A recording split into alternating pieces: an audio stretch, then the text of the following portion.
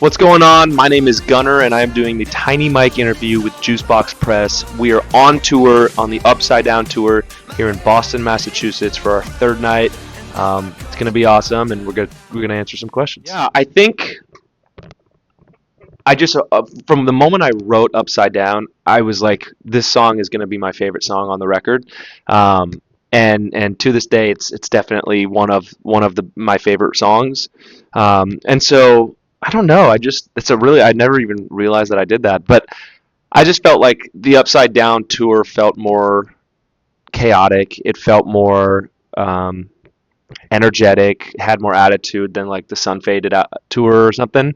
Um, I don't know. I just like what Upside Down represents. I like what the song represents. Therefore, I like what the tour name represents. My debut, Best Mistake, was kind of a real departure from like down the middle pop that I'd been doing for so long as I was growing up.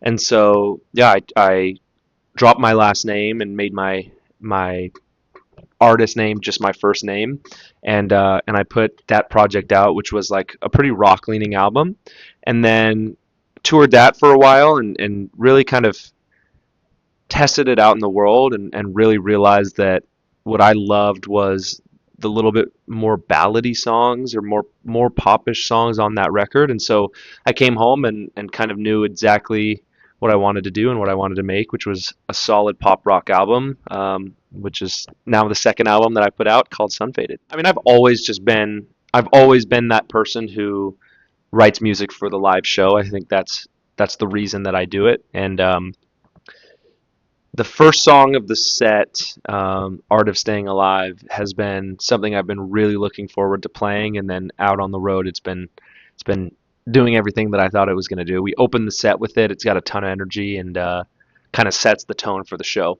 I think the first show is always a little bit, you're a little bit nervous. You're in your head. You want to make sure you do it right, and it was incredible in Chicago. And then the second night, I'd say it was the last song of the second night.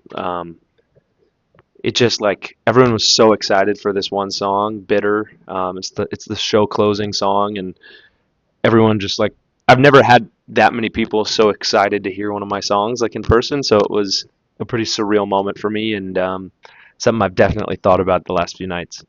LA is a funny place because it is my hometown, but it's also such a cesspool of different people, and it doesn't really feel like a hometown show. Like it kind of adds pressure because you have all you know, the industry people that come to that show and everything. So honestly, like I think I've been more so excited for like nights like this in Boston and New York and these places that I don't get to see very often. I don't get to play for, and LA is going to be awesome and it's going to be incredible. But I kind of know what to expect in LA, and so it's really exciting being out and playing in cities that I don't get to play in, every day. How grateful I am. I mean, it's been a long road, and things started really quick, and then they slowed down for a few years, and I feel like we're in a really good place right now. On the foundation has been set, and we're starting to see some really good growth on my project, and that's something that I like to say is because of the people who have been with me,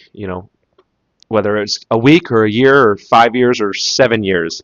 Um, we're all one team and one family, and I'm just grateful for you putting the time in with me and getting us to this point.